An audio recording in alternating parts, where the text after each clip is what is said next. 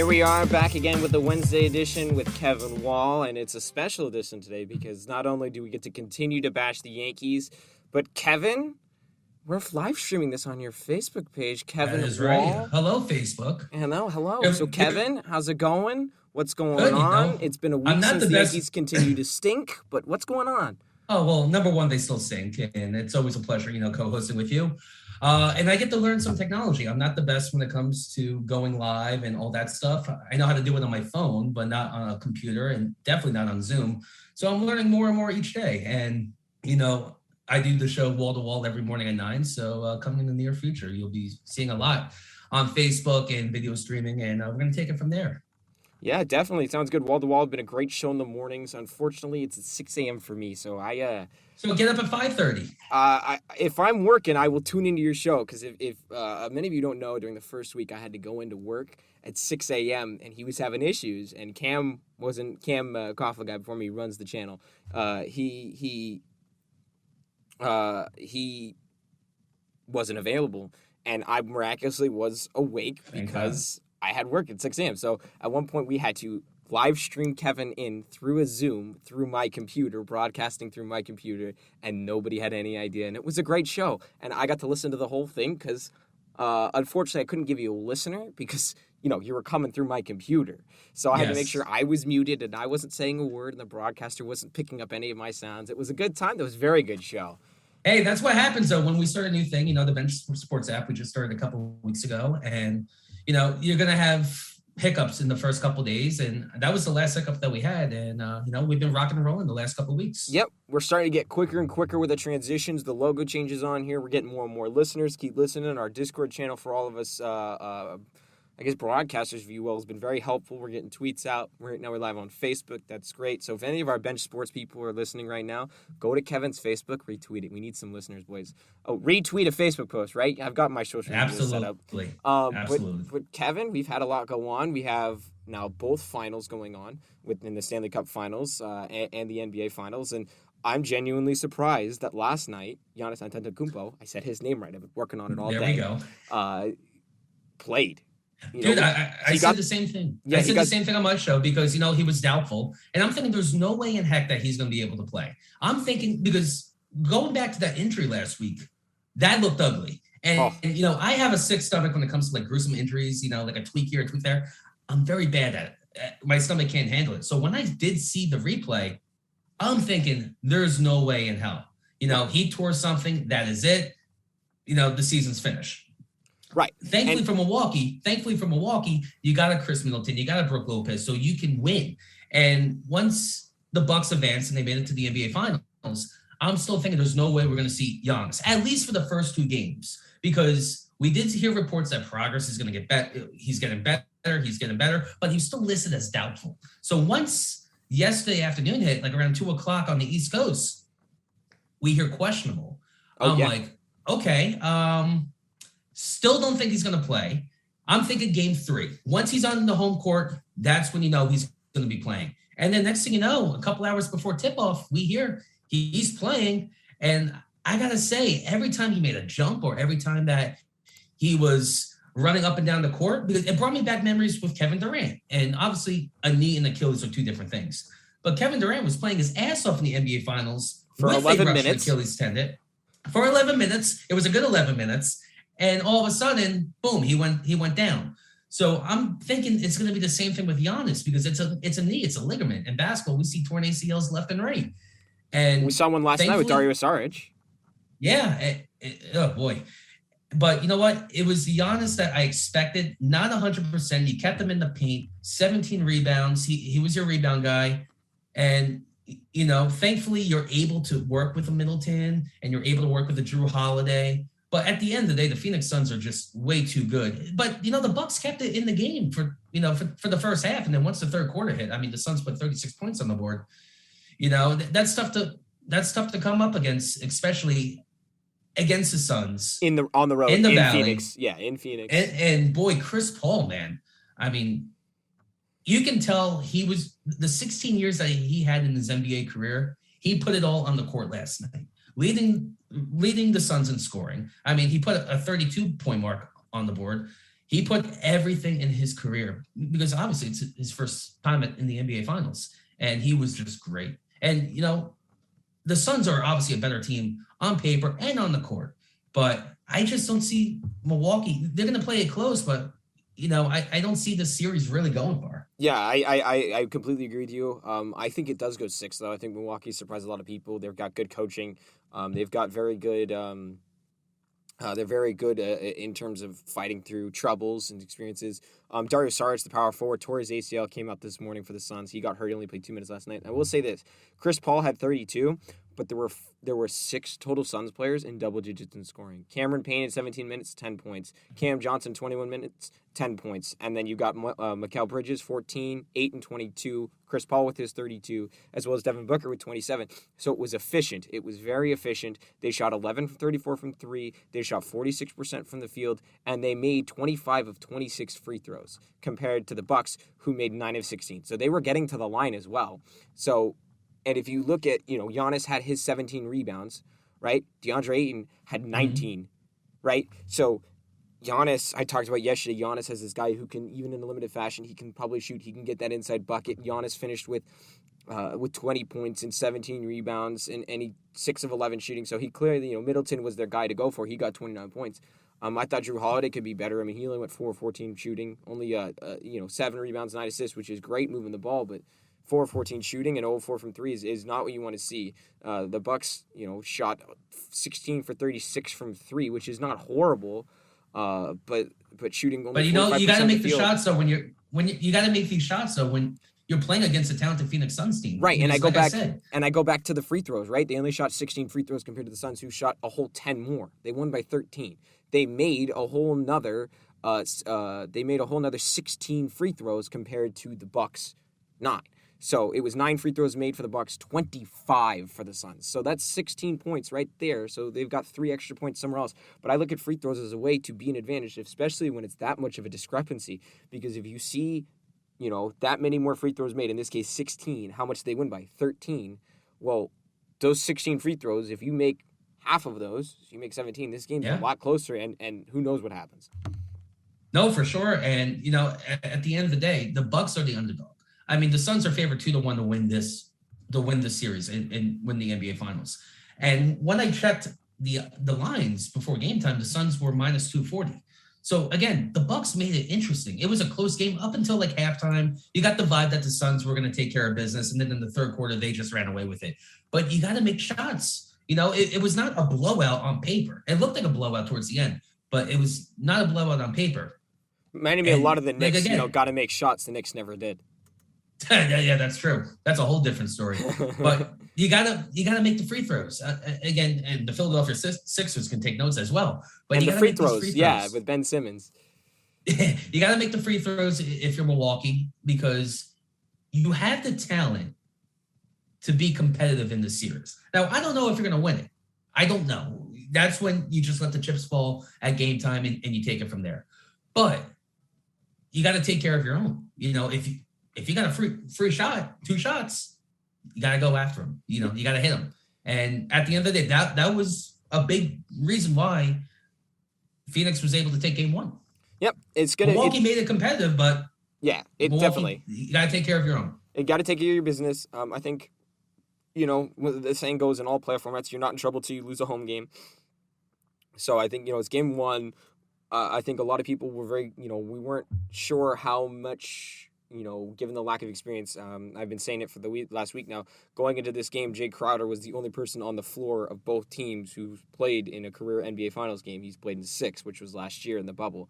But the thing is, I really do feel like the first half was more of a feeling out process and talent went. And I believe if Giannis, who played 35 minutes, gets better. I talked about this. There's a couple games, I believe, between games 2 and 3 and games 3 and 4. There's 2-day breaks. So Giannis, who said he quote unquote felt great after the game last night, if that's the case, given those breaks, he wasn't 100%. Oh, he wasn't 100% Max. Clearly not. And if he was 100%, he would not have been in the paint as much. He would not have had 17 rebounds. He would have had more than 20 points. We know he's not going to be 100% in this series. 1,000%. That's the thing. But the longer those rest days go, the more healthy he's going to get, is what I'm trying to say here. Because with these extra rest days, not only just the travel day where you get 2 days off, like there's in between games where they have 2 days off and they don't travel. Right. So all he's going to do then is rest, rehab, and strengthen. And if there's really no sprain, strain, whatever it is, and obviously there's nothing torn, otherwise he wouldn't be playing, then I think he will get better. Not to 100%, I agree with you there, but he will get better in my opinion. No, and you know, again, it's a knee.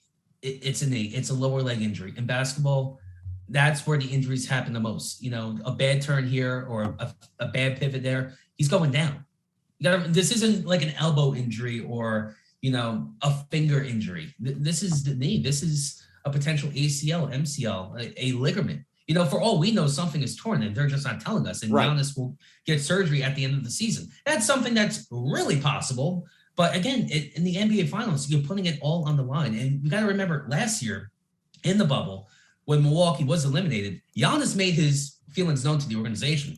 Like, I don't know if I can play here in Milwaukee much longer. And you got to remember, he unfollowed all his teammates at the time.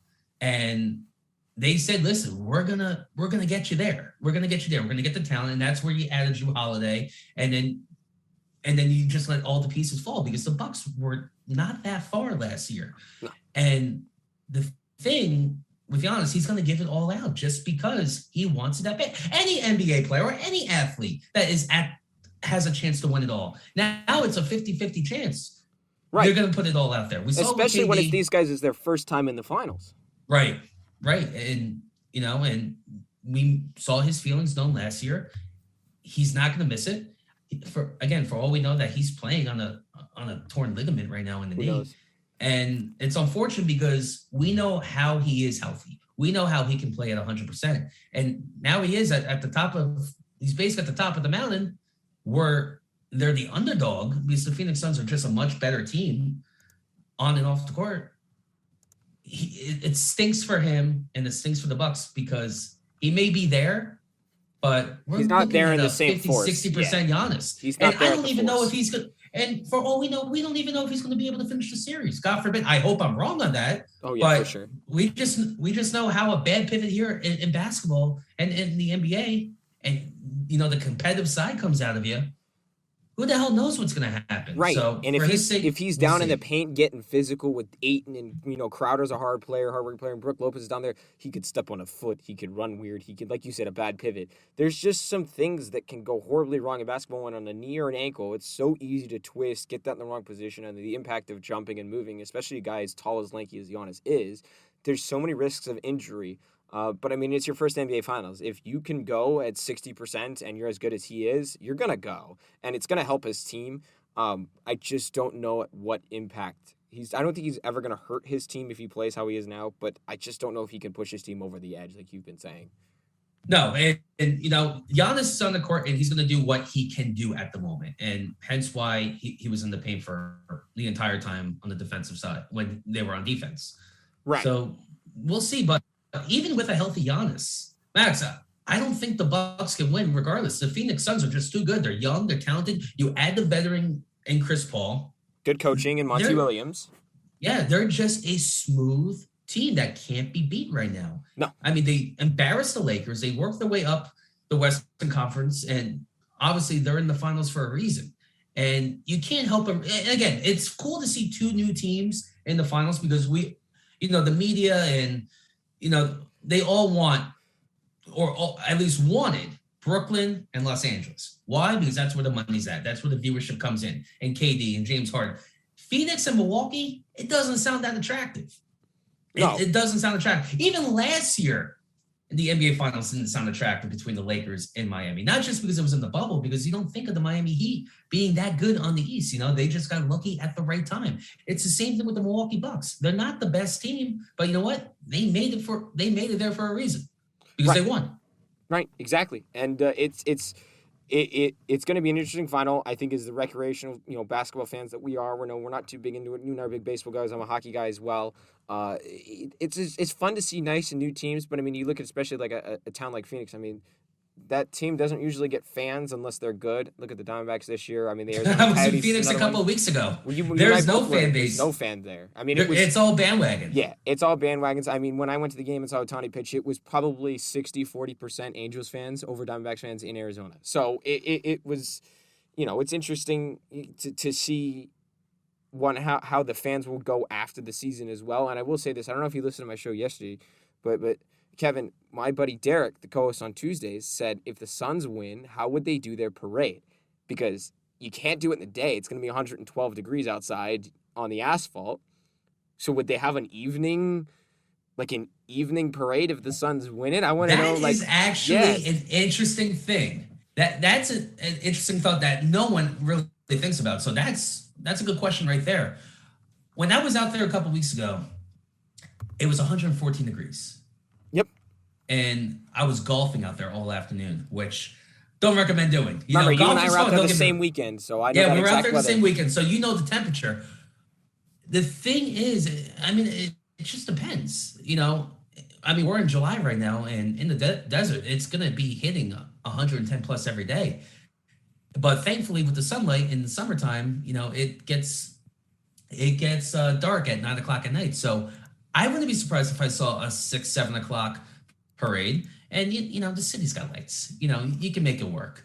You can make it work. I would have to say, doing an evening parade, especially if you can handle it, it's actually easier for people to come because you don't have to worry about people calling off work or, it's summertime now, so you don't have to worry about kids getting off from school or missing a day. Right. I think if that is the case, we're going to see a evening parade. And 90 degrees and no sun feels like 75 degrees and nice and easy. 90 degrees and no sun for them people out there is nice and easy. But it'll be interesting to see the rest of the series. I still say Suns in 6. I think Giannis does get it done on the home court, but I think the Suns win games 5 and 6 to win it all. I think it's the same thing that we're seeing in the NHL Stanley Cup. And we talked about it last week, and we're about to get into that in a minute. What a transition. Yeah, but with the Montreal Canadiens and the Tampa Bay Lightning, I was saying, we all know the Lightning's the better team. I mean, they're going to go back-to-back, and I think it's going to happen tonight.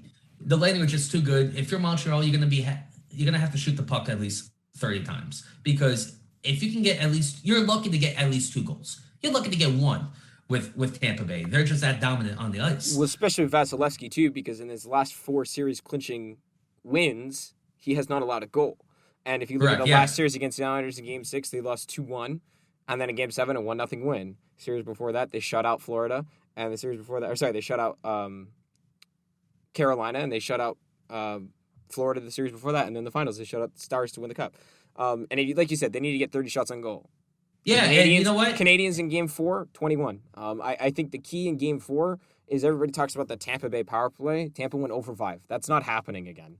Tampa Bay will score at least 1 power play goal. And I Philip Danault, Jake Evans, and Paul Byron of the Canadians, they're very good penalty killers. But you're not going to make the Lightning with Nikita Kucherov, Steven Stamkos, Victor Hedman, Braden Point. You're not going to have them go 0-for-5 on the power play again. You can't take 5 penalties if you want to win tonight's game. No, and for sure. And going back to what I was saying last week, we know that what the dominant team is, the favorite to win. That's the Suns right now. I don't think the Milwaukee Bucks can win on the road. So I think they'll be able to take it because you were predicting a 6-game series in the NBA. The only chance that Milwaukee's going to get is potentially Game 3 and 4 on their home court. Right. It was the same thing with the Canadians because I predicted that. And what did they do? They were able to win a game on their home ice. When you're the underdog and you're in the best of 7 series, and if you can't find a way to win in at least Tampa, it's a hostile environment, for hockey. At the moment, hockey, just because they won last year. They've been competitive for God knows how long. And, they're just going to be the favorites. It's the same thing with the Phoenix Suns. They may not be as dominant as the Lightning have been in the past, but there's just no stopping that team. No. There's no stopping that team. They've got at all. shooters. They've got size. They've got everything. And you look at the Lightning, they have size in net. They have size on defense. And let's turn our focus full to the NHL here. Let's go ahead and move on. I think people, that's all we can get out of the basketball. Suns in 6. You say Suns in 5, I'm guessing. It'll be fun to watch the end of that series. But moving on now into this Tampa Bay Montreal series. And again, I'll compare it one more time to the NBA. Like you said, it's nice to see the new teams get in. Tampa Bay, I know a lot of people are rooting for Montreal because they're a big underdog. But I know for a fact that the NHL wanted Colorado versus Tampa Bay or Vegas versus Tampa Bay. But I honestly think Montreal is probably doing wonders for their ratings and things like that. People really cheer for the underdogs. Um, and it's all of Canada. For most of Canada, even some Leafs fans, I know they obviously want to see Canadians win. And This is the only time you're going to see two teams in the Eastern Conference. I know it's kind of cool. In the Stanley Cup. I liked it. I liked the fact that it's two Eastern Did Conference you? teams. I don't know. Well, I mean, obviously, I like the regular better, but I think it's kind of cool to see the Lightning versus Canadians. It reminds me back before when we were born, when you'd see a best of 16. We used to see like Toronto Maple Leafs versus LA Kings in the conference finals, like.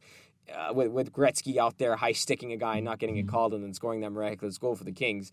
But it reminds me of that, and it's fun to see. It just brings a different dynamic. In this wild-filled year that was the pandemic, I mean, it's only right that we have a team that wouldn't be in the playoffs normally if it was a normal season make it to the Stanley Cup Finals. Yeah, and it was the same thing both in the bubble last year, going back to the Miami Heat. And you got to know, just because Canadian teams, they were basically in their own league, up the border. So you knew NHL was praying that a Canadian team would not be that far in the postseason, fighting for the Stanley Cup, and here they are. We saw a lot of wacky things. So coming, as the NHL season is going to come to an end, either tonight or in just a couple of days, they're just breathing for a sigh of relief. But it's going to be interesting. The puck drops, 8 o'clock tonight? Or 9 o'clock tonight? 8 p.m. tonight. Every game's at 8 p.m. tonight, NBC. And I will say this, I'm sure you're aware, but I don't know if you know too much about it, but NBC Sports is losing the NHL package, going to ESPN and TNT, so we should see more of like an NBA-type broadcast. I did hear that. And so I will say this in the first intermission, the broadcast for the Lightning and Canadians, they had Mike Emmerich, the former announcer of the New Jersey Devils, and then the national broadcaster. I mean, I've grown up listening to him. He's one of my favorite announcers. His waffle boarded, his chicanes it, his dynamic words. I mean, at one point there was an article when he was calling the 2010 Olympics. He used 147 different words to describe how a puck moved forward.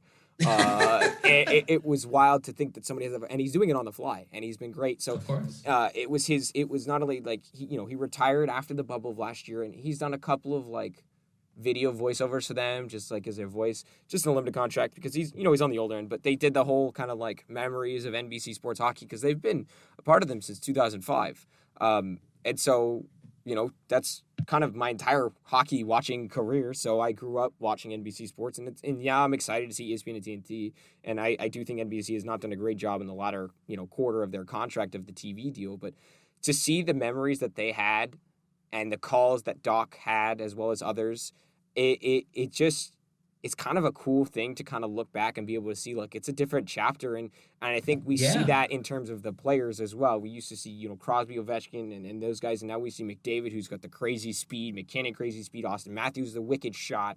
We go, wicked. What are you, from New England? Yeah, of course. Wicked. Well, he's got a wicked wrister. I mean, it's the WW, the alliteration. But it's kind of cool to see not only at the time of when we see new faces of the league, but we're getting new, I guess, coverage of the league, which I think is perfect for the league. And it's definitely perfect for the league because when you think of TNT, you think of NBA. When you think of football, you think of Fox and CBS, and when you think of baseball, the same thing. You think of Fox or you think of TBS. Hockey only had NBC Sports, and how long has NBC Sports been a thing? Just a decade, maybe. Right, 2005. So 15 years. 15. Yeah. So you gotta progress your level, and that's what hockey needs. Because I hate to say it, but the NHL is the redhead of American sports. No one cares. Yeah, they don't advertise, and I think that's one of the biggest issues. I mean, you see these advertisements for the Euro 2020, England and Denmark, which is going on right now during the NBA Finals game last night, right?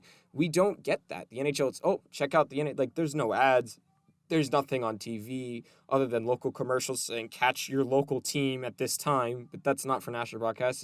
And so not only that, but the money base that's going to be coming in from ESPN and TNT is going to be huge. I mean, they're going to make close to $600 million more per year with those two than they were making with NBC. Kevin, I hope you know that NBC is paying $200 million a year annually to own all of the TV rights. That's the package for streaming on NHL.TV. That's obviously the national games, the Stanley Cup Finals, the All-Star games. And ESPN, who's going to get 2/3 of the contract for the next 7 years after this, which is 4 Stanley Cup Finals, a few All-Star games, some of the Winter Classic games, and the entire streaming service like the NHL.TV, and they're paying $400 million annually for that. Then coming in at just over $200 million is TNT for the rest of the package. They get 3 Stanley Cup Finals, half the conference finals, and things like that. So not only is it going to help grow the game in terms of viewership, but it's going to grow the game in terms of money-wise. And when you can grow the game internally with new deals like that money-wise, it can allow you to grow the game and broadcast more and promote more and try and sell your game to the general public easier, especially. And that's exactly what NHL needs. Because when you think of desperately. I mean, even looking at the contracts, when you think, when you see like an NBA max contract, what's it now, 200? Same with Major League Baseball, 300 million. I mean, we saw Patrick Mahomes get a $500 million contract, which is absurd. At 26 years old, he's already part owner of the Kansas City Royals. But when you see of a hockey team, when you see a max contract, you may get like a 7-8 year deal. $70 million. Like, it's absurd. It's absurd, like how small like these contracts are. And to be fair, because you're a hockey guy and you'll agree with me, hockey is the most physical sport of them all. I mean, you're skating on ice, you're getting the crap kicked out of you left and right, you're missing teeth, you're breaking bones, and when you're not advertising yourself enough, you got to raise the ante because you got to put it on the players, the star players too. And it's definitely a good deal. I mean, 15 years flew by. It was $200 million or $240. So it's nice to see that, they're going to be advertising a lot more, and hopefully it brings in more viewership because when you think of NBC Sports, at least at my stations, like Channel 84 or something like that, where TNT, that's a strategic channel because either you're watching movies, you're watching shows, or you got NBA on TNT. It's going to be the same thing for hockey, and that's something that I agree with you, that they desperately needed. Yeah, definitely. I will tell you that now the Connor McDavid, who has the highest contract, is an 8-year, $100 million contract. That's a base salary of $12.5 million cap hit, right? As a cap hit. So he's only making $12.5 million on average every year. I mean, yeah, the $100 million sounds nice, but like you said, there's the $500 million contracts. The Manny Machados, the Bryce Harpers, the Garrett Coles. They're making $300. They're making $200 million. Is a lot of money. It's ridiculous. So number one, it is ridiculous. But when you're bringing in hundreds of millions and billions now at this point, you can afford to pay the players at that ridiculous price. Oh yeah, 1,000%. So this will allow not only, after next year, there'll be another flat cap in the NHL, but then it should start to grow and grow. And obviously, we're going to have Seattle come in this year. I'm excited to see that expansion draft. The expansion draft's always fun. I wonder which every team is going to lose.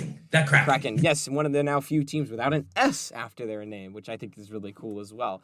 And I mean, how many teams, because you just said that, how many teams out there in all professional sports, if you really think about it, have a team name that doesn't end with the letter S? Because, I think of the Miami Heat, obviously. Like, how many are there? I think it's in the 20s. It's I'm looking it up right now. There's I think of the Heat. We can go down the list in NFL. I don't think there's any. No, NFL there is none. There is none in the NFL. Oh, you got the football team, if that counts.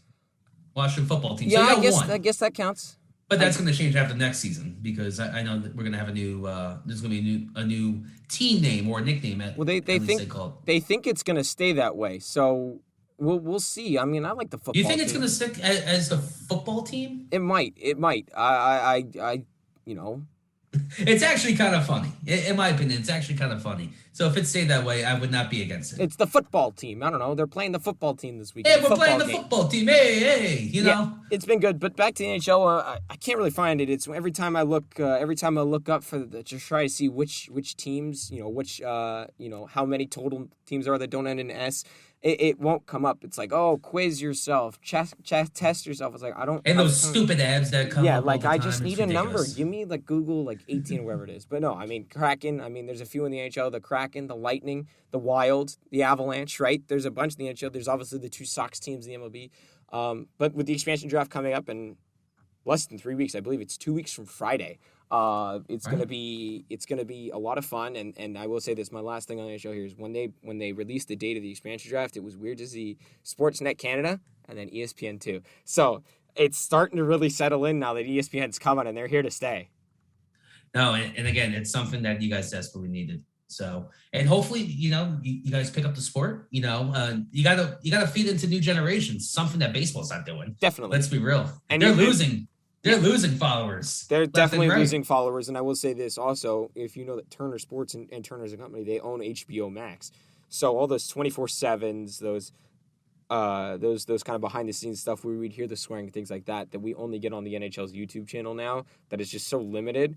The hope is for that to come back as well. Get definitely more of an inside look, almost like how The Last Dance was, but obviously not for an entire season, but it would be for special events and things like that. So it's going to be fun to watch. I do think the Lightning get it done tonight. I think the Conn Smythe, the MVP of the playoffs, is going to be Andrei Vasilevsky. Kucherov's been great. Point has slowed down a little bit, but Vasilevsky has just been absolutely tremendous. I think if you were to pick a player on the losing team, it's Carey Price or bust. And look at me, I'm already telling them they lost. Puck has not dropped yet. No, if this series does end tonight, I will definitely talk about it on Friday with Nathan Casey. But I'm with you today, Kevin. And before we go to everybody, the thing that everybody's been waiting for is our baseball talk, which does, yes, for you listeners out there, it does include Yankees bashing. But before we get into the All-Star game and as well as Yankee bashing, Peak Clothes. I say it every show now. Peak Clothes. Go to peakclothes.com. Use code BENCH2. $5 off. They're a good company. They got good quality stuff. They save trees. That's BENCH2, like Derek Jeter. Good thing he was a good Yankee. Peakclothes.com. That's PEAK and then clothes.com. Check them out. They're great. And Kevin, let's move on. All-Star game. Joey Gallo's now joining the home run derby. And 2 home runs this afternoon so far. So one of them was almost 480 feet. The other one that just joined is Juan Soto. So my fantasy team is probably going to just go down a hill because I have Olsen and Soto. So their swings are probably going to go to trash. So it's going to be great. But in terms of the All-Star game, I want to know, why in the hell is Aroldis Chapman an All-Star? I said it this morning, and I've been, telling friends and people who ask me about Aroldis Chapman. Number one, Aroldis Chapman, since the last couple of months, who would have thought that the start off the season, the first month, the best pitcher in the pen, statistically, all of a sudden he's playing wash-up time in Seattle when you're up by 11 runs, and he's still screwing it up. I mean, he walked 2 guys. He had the bases loaded. Yeah, he may have had 3 strikeouts. Congratulations. The ERA went down from 4.67 to 4.55. Congratulations. But he still looked terrible. He still was flirting with giving up more runs. And the fact that he did make it to the All-Star team, we get it because how he started off the season. And Chapman is a strategic name when it comes to the closing position. When you think of closers, you think of Aroldis Chapman. He's one of the guys. So, of course, you're just going to vote for him. But in the last month, I mean, we'll count this appearance as well, just to make him look a little better and have him fall under the 50% file. But he's blown 5 saves in the last 11 attempts. There's no place for the All-Star break or for an All-Star team for that type of guy. No, and it's not even like it's not. And I said this yesterday. It's not even like he's throwing 103 anymore. He's throwing 97. No, and on top of that, when he's missing, Max, he's not just missing by a couple of feet or a couple inches. He's missing by a lot. There's something wrong. I don't know if it's an injury. I don't know if it's mental. I'm starting to lean more towards mental because why the hell would they put him in a blowout game with the thumb? The thumb is questionable or the finger. Well, I'm not saying the thumb. I think I agree with you. It's partially mental, but I also think it's partially substance-based. Because he, the whole thing this year is always throwing 100 again. He looks really good. Oh, his spin rates are up. Well, now they're not. Same with Garrett Cole. I will say Garrett Cole, before we move forward on in the All-Star game, Garrett Cole's spin rates are pretty similar. I've been saying this for a while, I don't know if you listen to it, but I do think a lot of the sticky stuff for him was more control-based rather than spin rate-based. I agree with that. When he misses over the middle now, and he used to never miss over the middle. I agree with you with that, and it's funny that you just mentioned Cole because I was going to bring them both up because they're the only 2 Yankees on the All-Star team. Like that's hard to believe, but I mean actually that's not hard to believe because the lineup is terrible. You know that. But going back to the 2 in the All-Star break, Aroldis Chapman's ERA prior to yesterday in the last couple of weeks was 22. Ugh. I mean, in the minor leagues, you're cut. You're on the unemployment line. You're applying for jobs. Back home. So the fact that with Chapman, and listen, I think it's more mental. It could be I think the new grip rule has something to do with it, but I think now it's more mental just because we saw him in a blowout loss in the ninth inning. But if I'm him, the last place I want to be is Denver, Colorado. I do not want to be at Coors Field. I need to get away from the game for a few days. And the best time to do that is next week in the All-Star break.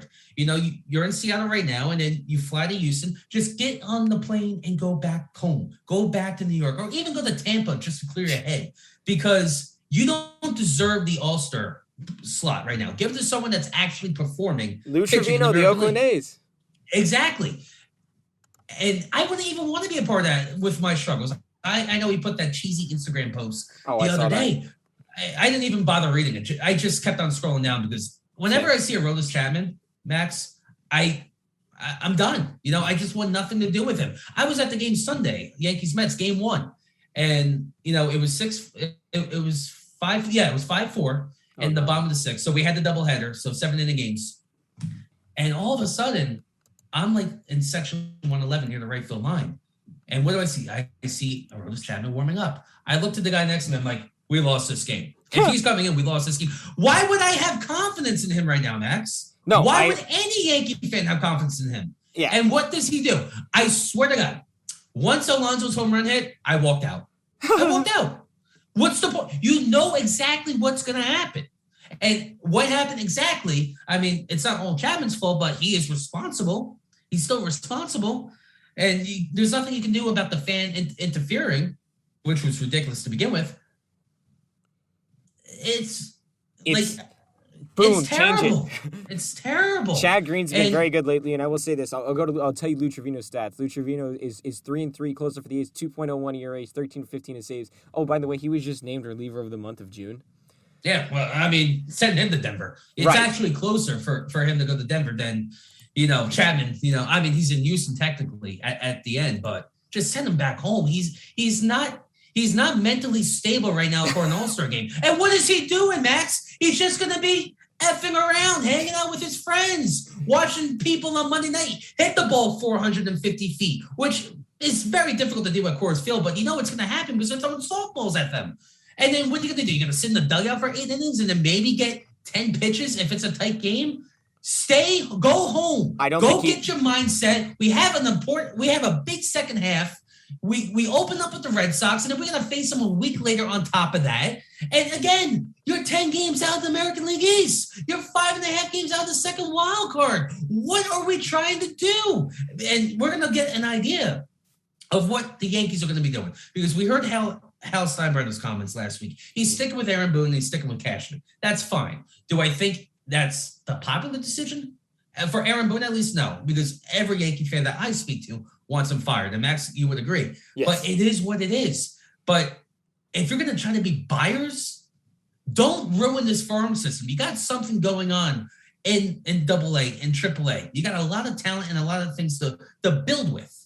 Right. Don't trade him away for a Trevor Story that's not going to do anything. He's not going to solve your problems in the lineup. Another thing that we need, Max, is another right-handed power guy. That's the last thing we need. It's the last thing we need. It's the last thing we need. But let's hold off. That's your guys' preview to the Yankee bashing. We're coming out for you. I will say, Aaron Judge, I can't help it, man. It just happens. We'll get back to it. We'll touch in the All-Star game here. I will say, Aaron Judge is an All-Star, so they do have 3 All-Stars, not 2. Oh yes. And he's well deserving. He's had a great season. He's been healthy for the most part. Are there any surprises on the All-Star team that caught you off guard in terms of the AL or NL? Like some guy that you weren't expecting to make the team that's not a Yankee that made the team, and I will take out as well Gregory Soto because Detroit needs an All-Star. Well, I think the other team in New York, I mean, you got Taijuan Walker, you got Marcus Stroman. They're getting snubbed. They're being like replacement guys. I mean, Walker, the only team that was interested in him were the New York Mets. And look how he's performing this year. Marcus Stroman, coming into Sunday, had a 2.64 ERA. Those are the guys that should be playing. And, obviously Jacob deGrom was going to get in. That's a lock just based on his stats. But you got to be a little worried. And thankfully, Jacob deGrom spoke about it. Like, he's not, like, he's got no desire to really pitch. And you got to remember, he was in the IL in May. He had tendonitis in his arm in June. And then he's got the shoulder, the side, the elbow. There's more important games than, and that's what he said. A casual Tuesday. Yeah, that's what he said. I mean, he said he pitches 2 days before the game, so he said he's probably going to go, but he doesn't expect to, he doesn't expect to pitch. He expects to be replaced, but he'll take part in the festivities and things like that. But he said he's going to do, quote, whatever's best for him and his health.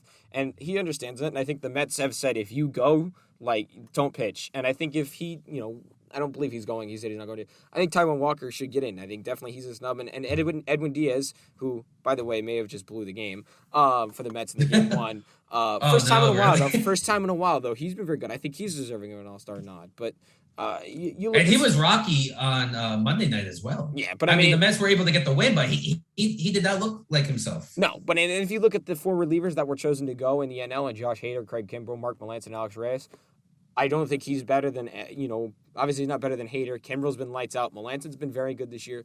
I don't think he's better than Reyes. I think he's on the same level. And St. Louis needed another all-star, and I think that's fine that he didn't go. But like Taijuan Walker not going, Brandon Woodruff and Corbin Burns going, I think you could switch out Woodruff, who's been lights out, for Walker. I think they're on the same level.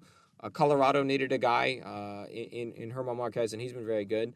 But I if I had to guess, I would think Walker is going to be the guy to fill in for DeGrom if and when he doesn't go to the All-Star game. And it's well-deserving. No, rightfully so. And like I said, he wasn't given a chance this offseason. And how he's been performing. And going back, and I know we haven't talked about this, and I doubt we're going to talk about it, when the Trevor Bauer story came up. And Luis Rojas had the perfect response when he was asked about it. Was his off the field shenanigans something that you didn't know? And is that why you preferred Walker over Bauer? And Rojas just said, he's a great pitcher and he's a better guy. And he's just proving himself he's fit for New York. He's good for this team. And this pitching staff, who knows? It could even get better because Syndergaard's going to be coming back. Hopefully anytime soon. Walker's 7-3, 2.44 ERA. I mean, a 1.01 WHIP. I mean, that's star numbers. I mean, it's 7-3, so it's a Mets starter, so we know he's not going to get crazy run support.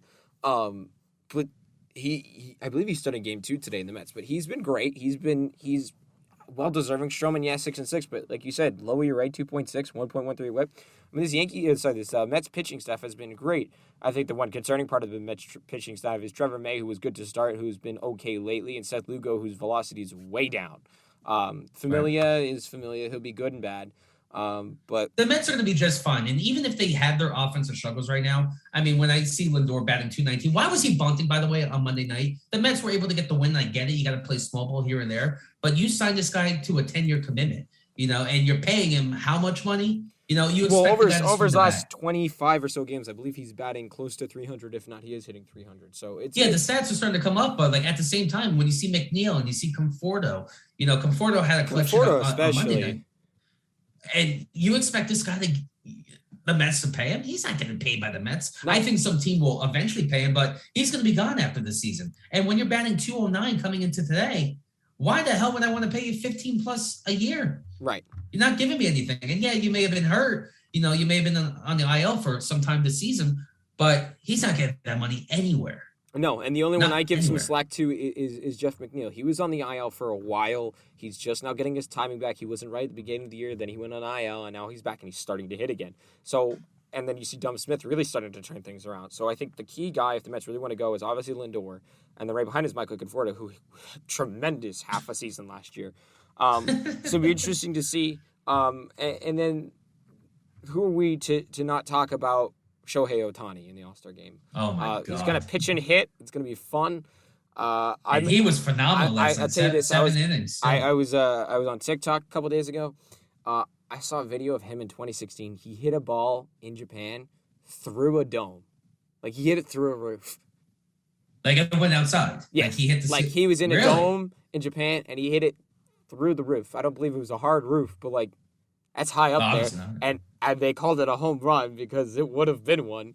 But I can only imagine what he's going to do at Coors Field, a home run derby. That's going to be so much fun. I think his pitching is a little bit overhyped, but man, he's a great hitter. And to see him in the home run derby, I hope he doesn't get hurt or ruin his swing for the regular season. Nah, he won't. Oh, it's going to won't. be so much fun to watch that home run derby. I think it's a great crew. I think Trey Mancini is out there for a story. It's going to be fun. Sal Perez. Which is awesome to see. But, I mean, you look at the guys like Ohtani, Alonso, Story, Olsen, and Gallo. Those guys going to hit 480-foot bombs, right? Mancini, Perez, and Soto. I think Soto can hit some far ones, but he's not going to hit them as often. But Gallo and Olsen and Ohtani, I think, are going to really hit some majestic home runs in Coors Field. Well, the one thing that you got to think of, because we're talking about Coors Field, which is hands down the most pitcher-friendly ballpark. I mean, right field, we're looking at 350. Left field, we're looking at the same thing, like 347 or whatever it is. And Ohtani, you got the mile, the mile elevation, 5280, whatever it is. Yeah, they're up in the air. Mile high stadium, the Mile High Club. Let's call it the Mile High Club. Because, we can crack a joke here and there. But the thing with Ohtani, you were talking about his pitching, but he was phenomenal last night against the Boston Red Sox. 7 innings, he gets the W. The Angels were able to win 6-5. And then, of course, the bat is the big story. I mean, 31 home runs to start off the first half. Leads the majors. Who would have thought? Only player in MLB history to be able to pitch as well. Yeah, have an under 3 ERA, I believe, and have 30-plus home runs before the All-Star break. It's the only pitcher to have. Yeah, I did see Ohtani live in person. So did I. I saw him in Arizona when I was there. And then I saw him next Wednesday in Oakland, and he hit a bomb there. I have seen so the first time I saw Ohtani in Arizona, he pitched 6 innings through 102, went 2 for 4. Then he played right field when he came out of the game to pitch to get one more at bat. Then he came out of the game, and in that game, he balked once. I don't know how. He almost hit a pitcher. He hit himself in the knee off a foul ball. And then in the next game in Oakland, he hit a home run, was a DH, stole a base, and was dynamic again. So I've literally seen him do almost I've seen him field, I've seen him pitch, I've seen him hit, and I've seen him steal. I've seen him do just about everything you can possibly do in baseball. But man, that bat is special. I think his arm is good, but not great. But that bat is special. And you know what's the thing? Because going with the Yankees, and Ohtani made it known he did not want to be in the big market. I mean, he's technically in a big market because LA, but we all know, and you don't even have to be a baseball fan to know. It's always going to be a Dodger town. So there is pressure off Ohtani by playing in the LA market, even though it's Anaheim. He's got no pressure and he's doing his thing. Especially when Mike Trout's healthy. And speaking of, when's he going to be coming? I don't know. Hopefully soon. I mean, he hurt his knee. I'm thinking August. Yeah, I'm thinking August. It sucks because he's a star in the game. He's fun to watch. But imagine if Ohtani, though, was... he had that short porch in right field. I would tell you this, if Ohtani was a Yankee and doing what he's doing now, there's no way in hell Giancarlo Stanton, would be in New York in pinstripes at the moment. And I'm excited to tell you this. Giancarlo Stanton. I know you didn't see Matt Olson last week, or you haven't really heard about him. You're going to see who he is and how he hits the ball during the home run derby. You're going to say, oh, man, he's a good Yankee first baseman. He's the best. He is the best fielding first baseman in the league. He is a majestic home run hitter into short porch. I mean, you saw him when the A's played the Yankees in New York, and the first swing he took went out of the park on the right. So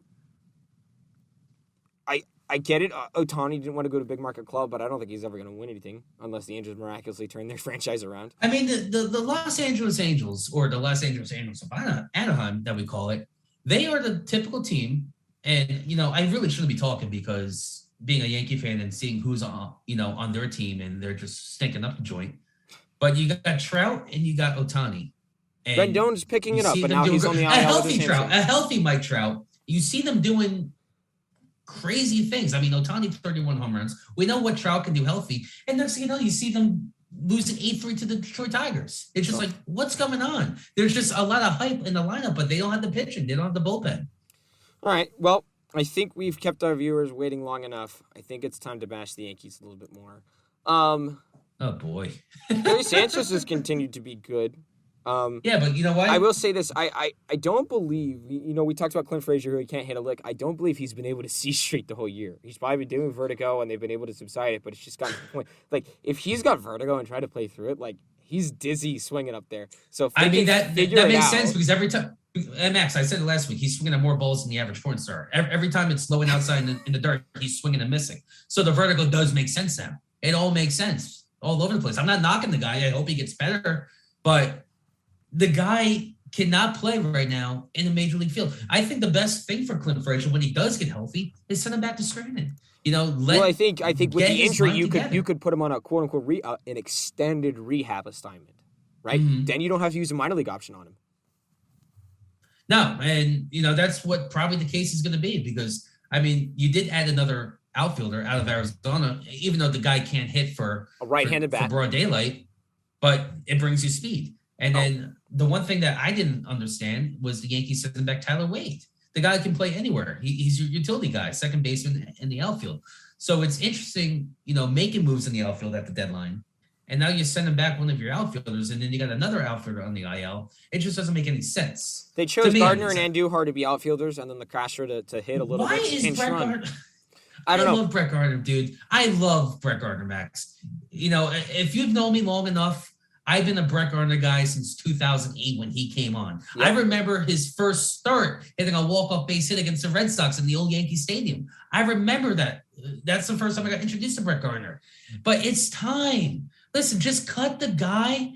Let him have his day, kind of like what they did for A-Rod. Let him have his day. He's not, he's not going to get his jersey retired or anything like that, but he was a loyal Yankee. Yankee fans love him. Just cut the cord because he's not doing you any favors. And every time I see him now these days, he's got a whole different batting stance. It just makes me want to turn the TV off because he's not getting you anywhere. He's not giving you any results. Listen, father time always wins in professional sports.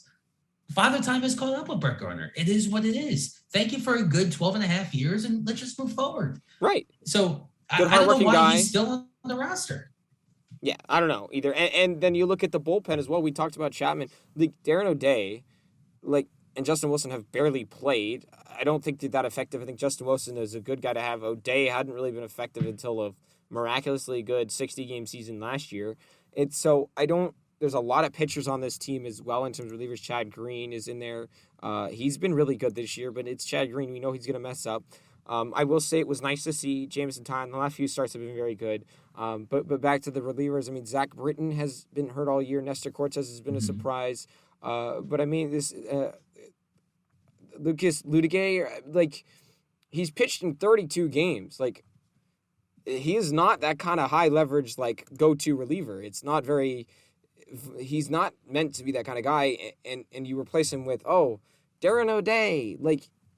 No, this team is supposed to have a great bullpen. That's been their thing for years. Great bullpen. And you have Darren O'Day and Zach Britton not being able to pitch, and I don't think O'Day is the greatest anyway. No. And Chapman is crashing down below earth. There's too many pitchers and not enough people who can play.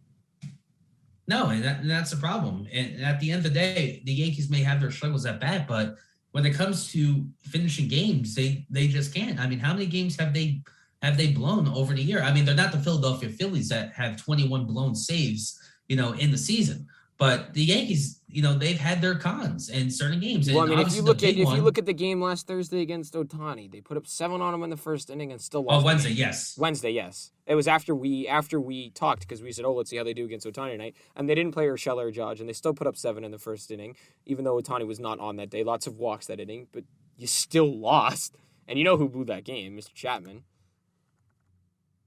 Yeah, and, you just got to get it together. And the one thing with Aroldis Chapman, it may be the grip.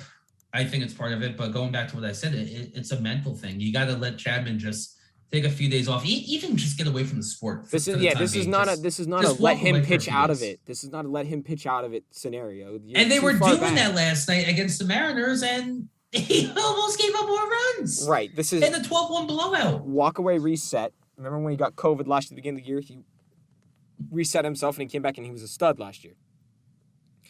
Yeah, I know for sure. I think Clint Frazier is going to benefit if he's able to come back with no extra symptoms from walking away from the game. I got nothing for him. Yeah, I really don't. Looking back at everything, Glaber has just been so underwhelming. Voit is starting to pick it up lately. It's good to see him back in the lineup. So is LeMahieu. LeMahieu's, what do you go 4 for 4 last night? Mm-hmm. He's now in the 270s. Now 270. He's coming up, but we need him to get on base and Judge has been stellar. Stanton hit a laser last night. Stanton's been fine. He hits 270. That's fine. But it's amazing the amount of hate that people have on Giancarlo Stanton, but when he's healthy and when he can play like 150 games, I mean, you got what you're getting right now.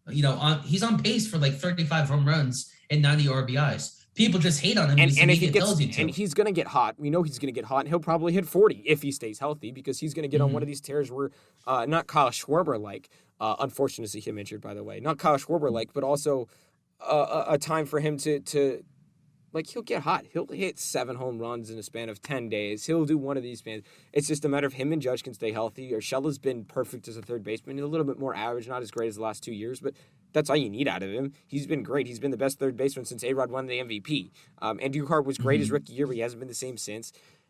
This team has pieces, but I believe the leadership on the team just isn't there.